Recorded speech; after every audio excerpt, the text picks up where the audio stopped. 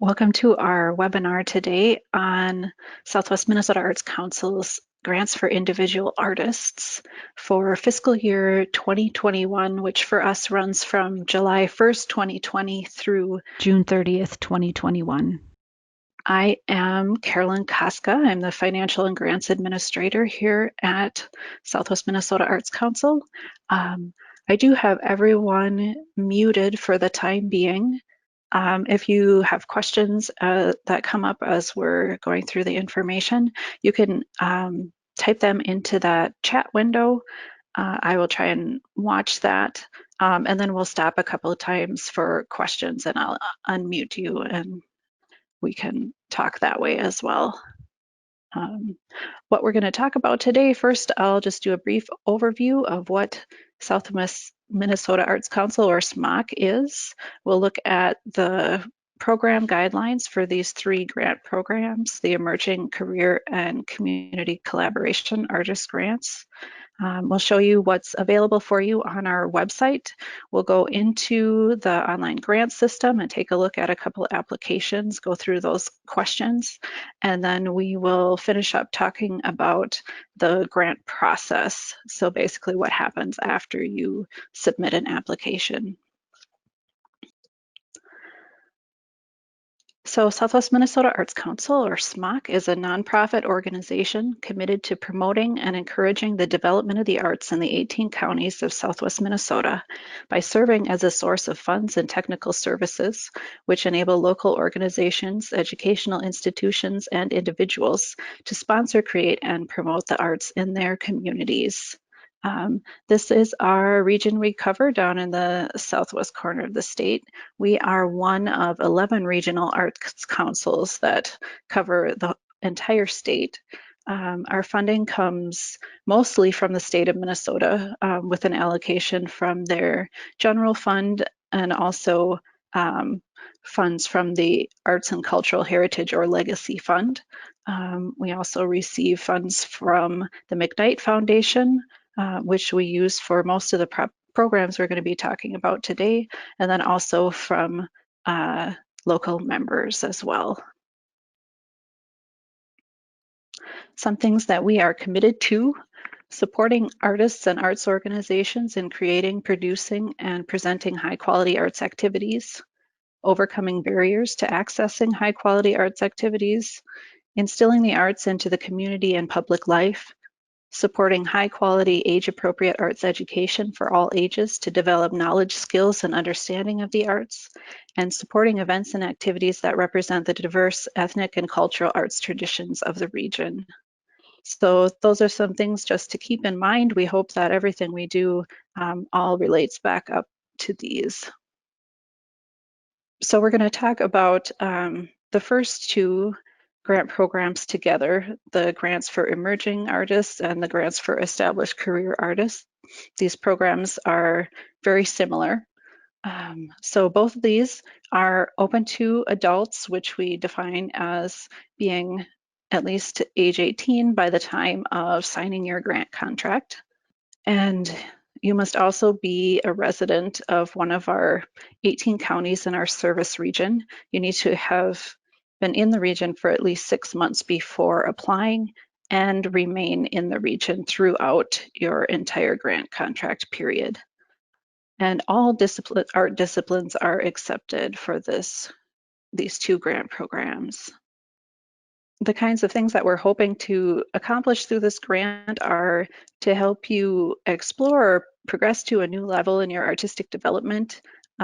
If you need to increase public awareness of your work, you're working on progressing to a new level in your career as an artist. And we just want these funds to be able to address your artistic needs and allow you to just have some space to be inspired. We really want these grants to enable artists to live and work as artists in our region. Types of projects more specifically that you can do. If you are working on a new body of work, you can purchase any supplies or equipment you might need for that, be compensated for your time working on that, or even be compensated for daycare costs if those are necessary in order for you to complete your work.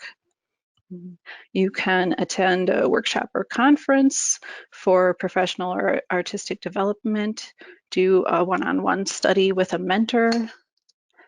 You can rent space to either present your work or if you need to use a space for your studio. You can do research, develop a portfolio, get your work framed, record your work. For writers, have editing done or deal with other costs related to publishing. So that's just kind of an overview of the kind of activities your project can have. And now we come to where these two programs are differentiated from each other. We have the emerging artists and the established career artists.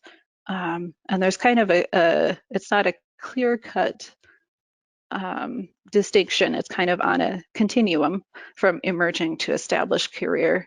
But those who are emerging artists will have a limited record of exhibits, performances, publishing, etc. But still their work is promising. And they're really just at that very early stage of career development, not necessarily artistic development.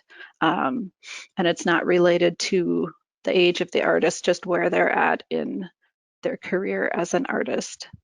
So then on the other end, where you have the established career artist, that person would have significant artistic accomplishments. They're probably sought after for solo shows or performances, and they're really recognized by their peers and other arts-related organizations and people throughout the region and the state as being an established artist. Some other things to think about as you're trying to decide where you fit here. If you take a look at the accomplishments that you have written out in your artist resume, that will really help you to see where you should apply.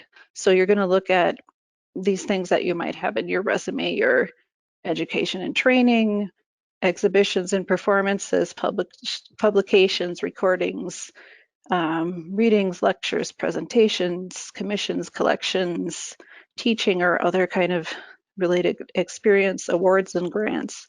So basically the established career artist is going to have a lot more listed under these areas. And the emergent artists, maybe they have not done any exhibits or they've only done in a one piece in a group show, things like that.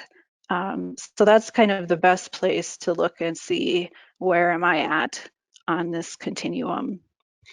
If you're still having a hard time deciding, you can certainly contact us and talk it through. We can help you make a choice there. And it usually is better to, if you're really on the fence, to go with the emerging for your first time that you're applying. You'll have a better chance of being funded that way.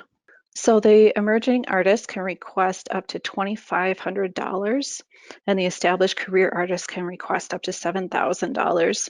And for both of those, there's no match required, which means that you would not have to put up any of your own money for the project. All of it can be from your grant. Some eligibility things to be aware of for these two grants. The following list we're going to look at are things that are not eligible. So that includes projects intended for mass market distribution or other strictly commercial activities, equipment requests that are not specifically tied to the project, credits or materials necessary to fulfill degree requirements for students. So if you are a college student, for instance, the project that you would be doing would have to be completely separate from the work that you're doing for your degree. Also ineligible are applications that primarily involve developing curriculum plans or teaching materials, or that are primarily intended to advance your teaching career. We're really trying to support artists in their strictly artist career through these grants, not in their teaching career. Also ineligible are projects that don't have an art focus, requests for new building construction, activities for the religious socialization of the participants or audience, activities that attempt to influence any state or federal legislation, payments of debts incurred before the grant begins, and applicants with a past mock grant still in progress or with a past due final report. So that means you're, as an artist, you're only able to be working on one grant project at a time. So as soon as you have totally wrapped up a past grant project, then you are eligible to apply again. So this was the quick overview of some of those eligibility guidelines. So it's a good idea to later check the program guidelines for these specific programs. And we also have general grant guidelines that cover all of our grants. And I will show you where you can find those later.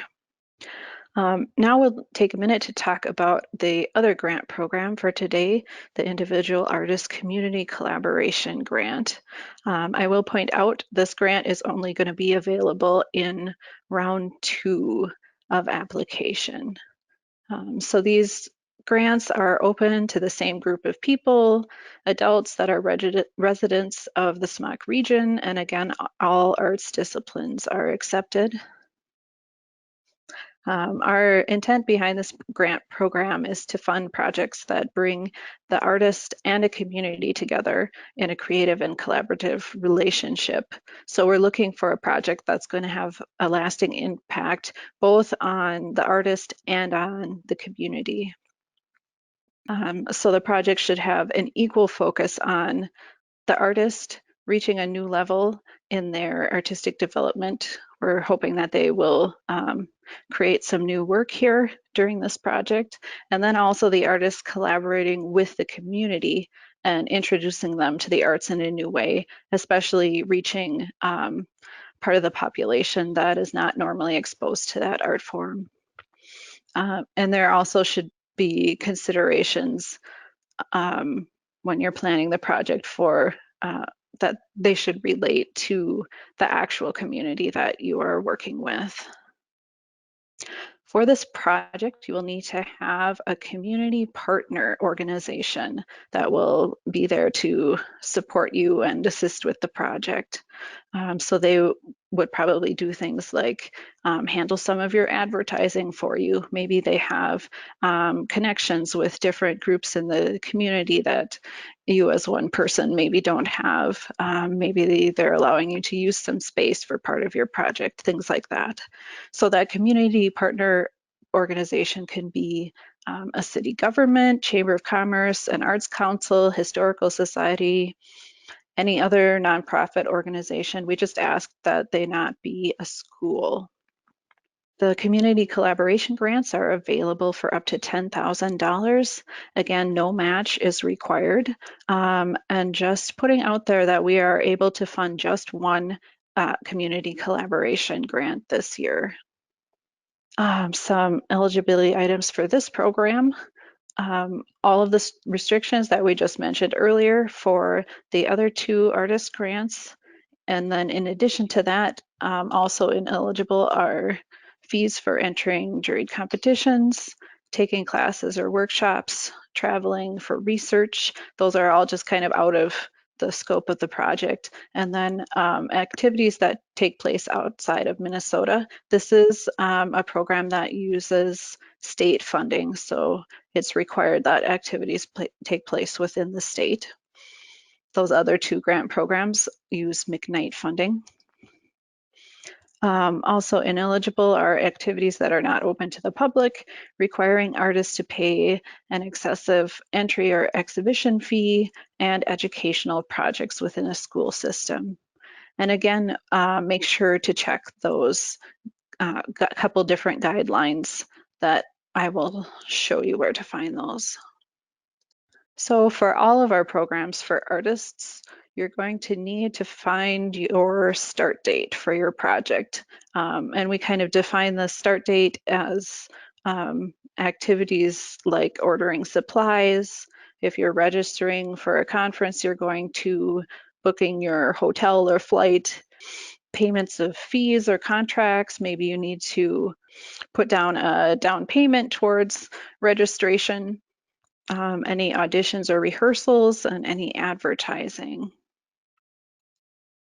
So with all that in mind, your start date should not be the date of your first activity or event. So if you're going to a conference, your start date should not be the first day of the conference. If you're doing the community collaboration project, your start date should not be the date of your first community event. You need to give yourself time to do some of that preparation beforehand because you can't spend any of the grant funds before that project start date. If there's something that you would just absolutely have to spend before that date, if you did have to do a deposit towards your workshop registration really early, then you could not include those costs in your grant budget. And we also ask that no advertising take place before the start date. It's okay to just kind of put out there, this is happening on this date, but no actual advertising before that date. You'll also need to choose an end date for your project. All of our grants that are awarded in this year of 2021, that's just starting for us, those projects need to be finished up by June 30th, 2022. So you are allowed, especially those applying in this first round here, almost 2 years if needed to complete your project. And just make sure to give yourself plenty of time. You can always finish up early if you want to, but then you wouldn't have to ask for an extension. So the deadlines that we have this year, we have round one with a deadline of August 12th and an earliest project start date of October 1st. And again, a reminder that you cannot apply for the community collaboration grant in this first round. And then round two does include all three of those programs, deadline of January 13th for projects starting March 1st or later. Important to note that all applications need to be submitted by 4:30 p.m. on that deadline date. The grant system will not allow you to submit after that time. I will stop for a moment if there are any questions.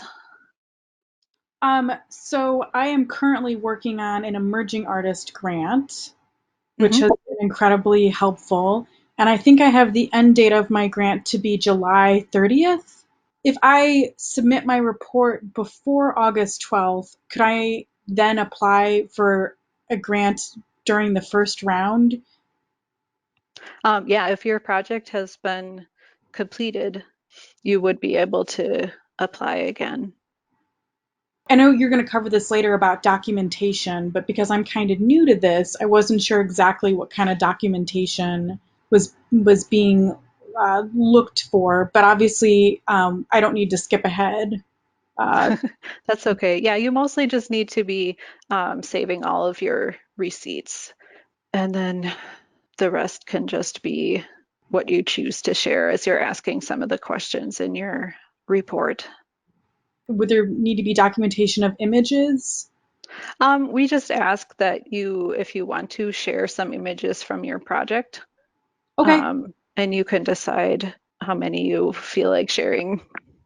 that sounds good. So, yeah, the only other thing would be, if you are paying yourself for your time and to have a record of how many hours you're paying yourself for. So kind of make a receipt for that. Anything else at the moment? Yeah, so I want to try to help some students apply for a grant. I don't know if we're, because I'm not going to see them till the semester starts, so probably not the round one, Hmm. maybe for the round two. But some of them probably need to even just buy like an easel, because many of them are Okay. just kind of setting up a space for the first time. And I usually Hmm. recommend they just get like a travel easel, something that's a little bit portable, but I don't know if that would be something that's permissible as far as like the supplies to be purchased. Yeah, I think it would have to be clearly. separate from supplies and equipment that they need for school. Um, and if all they're asking for is to buy an easel, that probably may not be worth the time of writing the grant. Right, they would need supplies too because they Yeah. definitely need that. But many of the Mhm. students, I set up spaces for the students to work in class. But if they're going to Mhm. work at home on their own thing, like I don't permit them to work on non-class projects. Okay. I think as long as it's clear that it's for separate use than for their classes, that's good. And then I think it's better if they can um, come up with some sort of focus or a project that they're intending to do with all of the equipment rather than just, I need these 5 pieces of equipment. I have another question. So I applied for the Emerging Artist Grant because I'm learning a new process. Um, Okay. I was interested in applying for the Established Artist Grant and partially to work on paintings for an exhibition I have coming up. Is that something that's like appropriate to take a body of work that you've already started and you have examples of, but then expand it to be a solo show size? Hmm. Yeah, definitely. And we don't require a show to have to take place within the grant period. It's enough to say, I'm intending to show my work here and here during this approximate time, if you have a guess at that. Excellent. I guess my other question is if I apply for and get the Established Artist Grant starting October 1st, could I could I still apply for the community grant on the second round, or is that Um, that's still, you still can only be doing one thing at a time. So you would have to finish your career artist project before applying for any other grant. So if you don't have any more questions at the moment, I will continue here and we can take a look at the applications. So here we are on the SMOC website. There's a couple of different places that you can get to our online grant system. One is right on the home page here in this black box. There's a login button that'll take you right there. And then each page for each of the grants has a link as well. We're just going to take a look at emerging artist as an example. So here's that apply now button. And you don't have to just be applying to click this, it'll just take you to the login. So even if you're just trying to return to the system, that will take you where you need to go. So each of these pages has all of the deadlines and other important dates related to each round. And then we have a bunch of materials for you posted here. So here's where you'll find the specific guidelines for the program you're applying for, along with the general grant guidelines that apply to all of the programs. We've got the application questions here that are in a Word document. If you'd like to write your draft in there first and then paste into the system later, that's fine. Some people prefer doing that, and some people prefer writing right into the system. Here's a budget form that you'll need to use. You can also get at that in the application. This will be the criteria that the review panel will be using to score your application.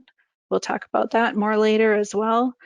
Here are the questions you're going to have to answer in your final report. Again, that's in a Word document if you want to use that as a draft. And then we've got a couple of different tutorials here for using that system. This video tutorial is just kind of a brief overview of how to get started, and then the PDF is much more specific. So we're going to go into the system. If you already have an account, you can just log in. or you can create a new account, or if you're not sure, it's best to contact us and we can see if you already have an account in the system. I'm just going to log in here.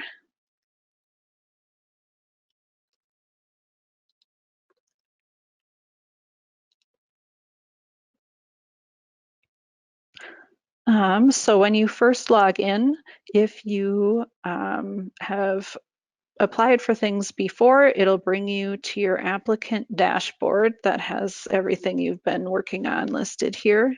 Otherwise, if you're coming into the system for the first time, it'll take you to this apply page. And then you'll just need to scroll through and find the grant that you're looking for. I believe that individual grants are all at the end here. So here's our individual artist emerging grant. Reminds you of some of the details of that. If you just want to preview what the application looks like without actually starting anything, there's this preview button down here. But we are going to go right ahead and start an application and hit apply. A couple things to note. We've got this collaborate button here. If you have somebody else who's working on your application with you, or maybe they're doing some proofreading for you or something, you can just click this collaborate button. I don't know why we're loading for so long. There we are. You can put their email address right in there, choose what kind of permission you're going to give them, and write a little message of what you might want them to do, and click the invite button. That'll send them an email with a link to the system. All they have to do if they don't already have an account is just create a password. They don't have to create a full account in the system. And then they'll be able to come in and work on whatever you need them to do. We also have this copy previous answers button. So if you have done an application in the system before, you can choose to copy from that completed application into the new one. It will only copy the answers to questions that are the same in both applications. And we do kind of tweak things from year to year. So there might be some things that won't come over, but it gives you a good head start. So first off, we have this handy link here. If you have some questions or need some help, you can easily schedule some time to talk to me. You can choose how you want to meet, pick a day and a time, and that'll just automatically schedule that for you. So in your application, you'll start out with a name for your project. As long as you know which one this is and we know which one this is, the actual name of the project doesn't have to be that fancy, as long as it kind of describes what you're going to do. You can put in here the amount that you're requesting. You might want to wait to do that until you've done the budget form. Then we just want to verify your contact information. If, for instance, you're also using this account for an organization or a school, you may need to provide your own personal contact information, because it may be the organization's information up here. If you do need to provide that, those fields will appear for you. We've got some links again here to those guidelines, the application questions in the Word document, the scoring criteria, and just a reminder that some of the narrative fields have really big character limits. And please don't feel like you need to fill that all up. We have that there in case there's, something that you just need to really explain. It's there, but we really encourage you to make your answers concise, as long as they're answering all the questions. So now we'll get to some information about your project. You're going to explain if your project is about producing new work, What and how much do you hope to produce during the grant period? What is your artistic vision for that work? Or if your project is about a study opportunity or conference, you would describe that opportunity or qualifications from the teacher. And then you would provide an outline for a timeline of your project. We have some spaces here where you can upload some supplemental materials or provide some websites if you want to give us some more information about the workshop that you're attending, your mentor's resume, some more information that gives more of a description of specific equipment that you're asking for, or a different medium or technique that not everyone may be familiar with. So you can upload a few files here or add some links in these website fields. Enter in your project start and end date here. Then we go on to the budget form. What you'll do is click on this. We have switched over to PDF budget forms this year. We had been using Excel, so these are new for us, but you'll be able to type into the fields, oops, describe your items, put in some costs, it'll add that for you. It's got a reminder here of the upper limits of what you can request. You put your amount you're requesting here. If the maximum amount that you can request is less than the total cost of your project, you'll need to put down at the bottom here where those additional funds are going to come from. So your request amount plus your other funding should equal your cash cost. So once you have completed that and saved it, you will upload that here. Here gives you a little more space if you didn't have enough space to really get into detail about some of the things you were purchasing. For instance, you can describe those in more detail here. Then we will ask you about your art-related experience. And here you have the option of either uploading an artist resume or describing your training and accomplishments just in this text box if you don't have a resume. But they should both include the same kinds of information. If you work in folk or traditional art, you're asked to explain your connection to the cultural community or art form is rooted in and what recognition you and your work have from that community. You can put in your artist website if you have one. There's some places here now to put in samples of your work. You can either upload files or provide links. If you're only providing links, if you type that into this field, that'll satisfy the requirement for having a work sample.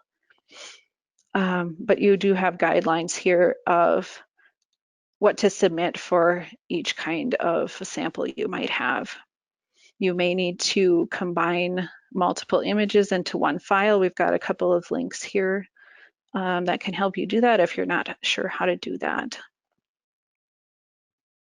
Then you're asked about where are you in your artistic career currently, and how is this project going to contribute to your growth as an artist, and what artistic needs the project will meet for you.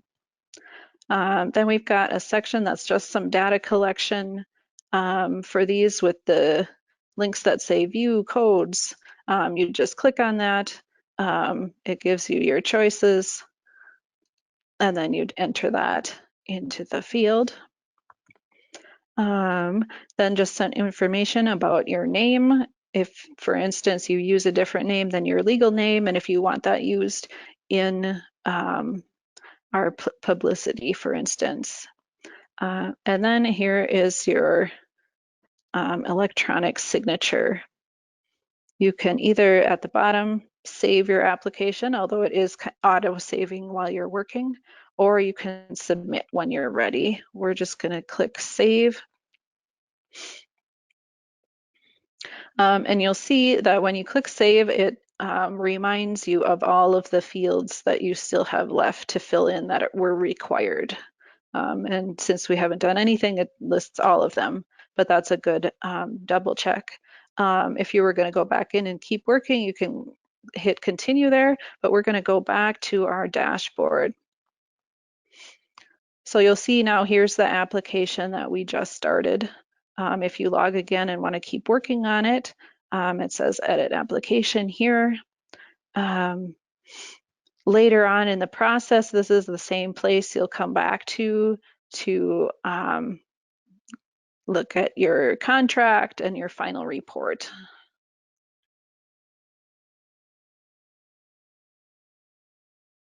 We'll also take a look at the community collaboration application because that's has some things that are a bit different than the other two.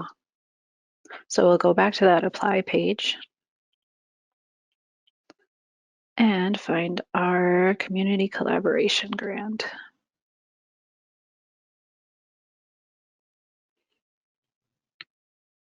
So it starts out the same with the project name, amount requested, verifying your contact information, links to some of those guidelines and other documents. There's a little more to include in your project description. You're asked about the community where your project will take place to describe its geography, demographics, industry, arts opportunities, etc. How will the community's residents be involved in the project? How will it develop their knowledge, skills, and understanding of the arts? Question about your artistic vision for the project, focused more on your piece of it, and then how the project will leave an arts legacy. Again, you can enter some supplemental materials if needed. Here's where you'll add the information about your community partner and what their role will be in the project. You'll need to upload an agreement between you and your community partner that'll explain what your different roles are, any rules about using property, etc. So you'd complete that with your community partner and then upload it here. We ask about your planning schedule, your promotion plan, how people will know about what you're doing and how they can become involved. Then we have this question about reaching the underserved. If you want, you can read a little bit more background behind this with our diversity, equity, and inclusion statement here. We also have some information about ADA, Americans with Disabilities Act, and if you need to do some more work with that, there's some information here. But we ask that first you describe the groups in your community that are underserved or underrepresented. And we've got some examples here of what groups that could be. And then what will you do to reach out to or involve one or more of the underserved groups so that they can participate in your project? We've got some examples of things you could do here. And then finally, how will you ensure that the project will be accessible to those with various disabilities? And please think beyond just mobility and consider vision, hearing, and other disabilities as well. We just need some audience numbers here, your start and end date. Budget form is a little different. There are a lot of different kinds of costs that you might have for this that you wouldn't have in the other projects. So you'll see it's divided out into different categories. Again, it still totals for you, gives you a reminder of how much you can request. And again, if your expenses are more than the amount you can request, you'll need to list those other funding sources. So when that's completed, you can upload your file here. Just a reminder as well as you're thinking about this project, grant funding does count toward your taxable income. So that's something to be aware of as you're applying. Budget narrative field again. Then this section with your resume and work samples is just the same as the other grants.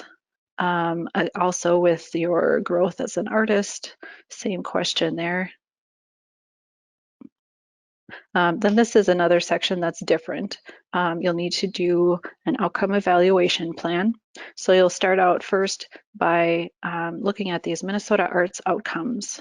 Uh, and you'll need to choose at least one of these for yourself and one for the community project as your outcomes. Um, you could choose up to 3 total, but you'll need at least one for yourself and one for the community project. So you'll enter those numbers here. And then for each of those outcomes that you chose, you'll need to come up with what skill, knowledge, attitude, behavior, or condition will change for whom as a result of your project. And then what is your plan for measuring or proving that your goal has been met and the changes that you have anticipated have taken place? And there are kind of 2 parts to that: how you will gather and document the results, and then what you will look for in that data that will indicate that you have achieved your outcomes. So we've got a sample here for this program. So we have here's our sample project. Here are the outcomes that they chose, the what they thought would change for whom, and you'll see that they did the first outcome for themselves and the second outcome for the community members. And here's what they are planning to measure.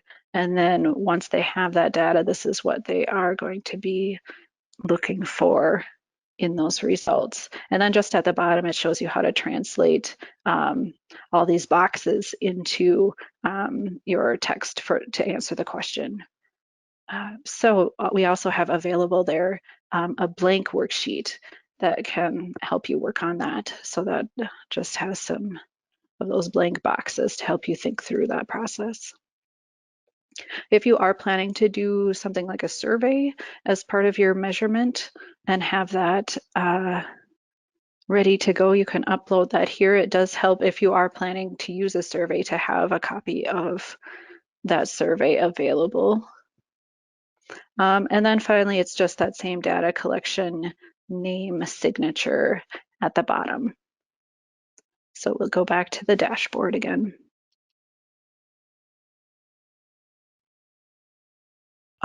We're going to move on to just some tips and information about the grant process in general.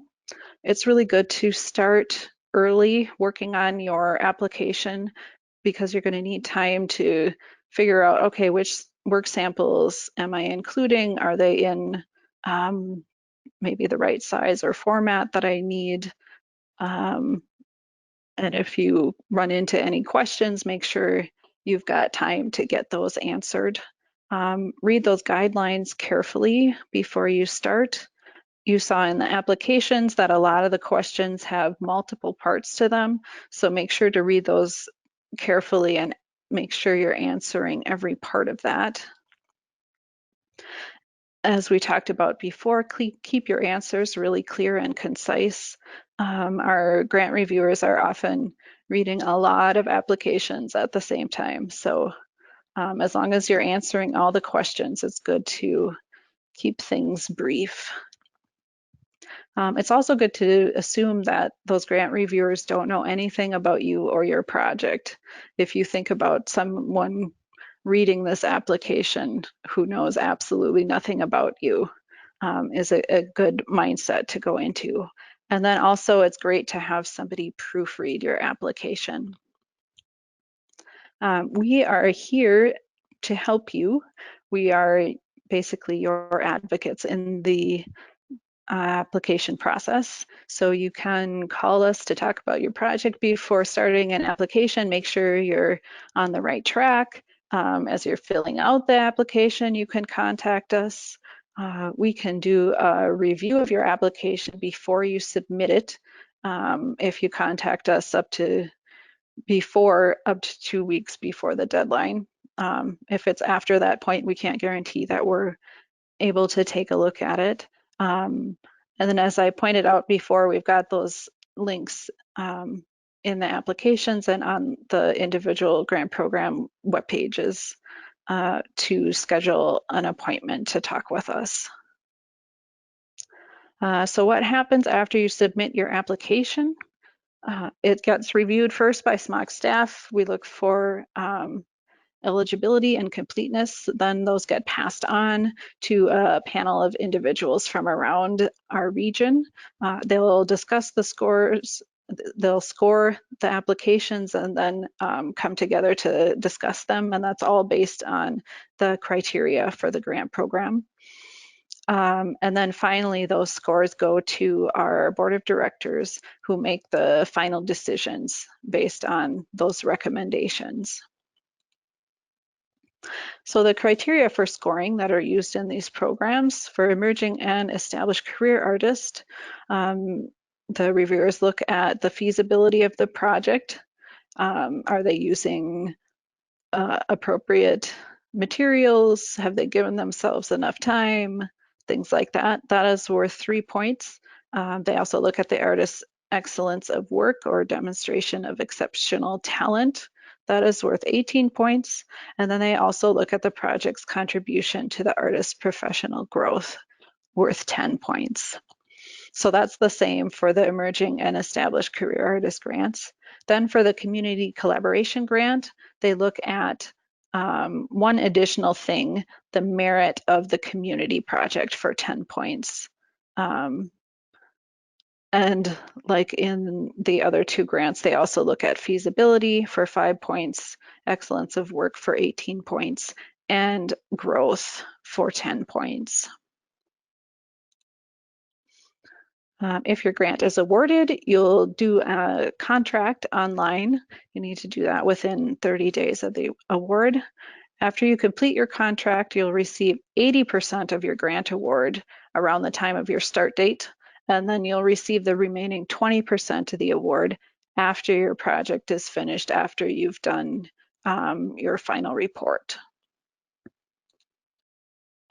You'll need to acknowledge your grant on any publicity or materials that you hand out. There'll be a credit line that's included in your grant contract that you need to include. You may need to use the Minnesota Legacy logo, depending on the source of your funds. In this case, you would need to use it for the community collaboration grants.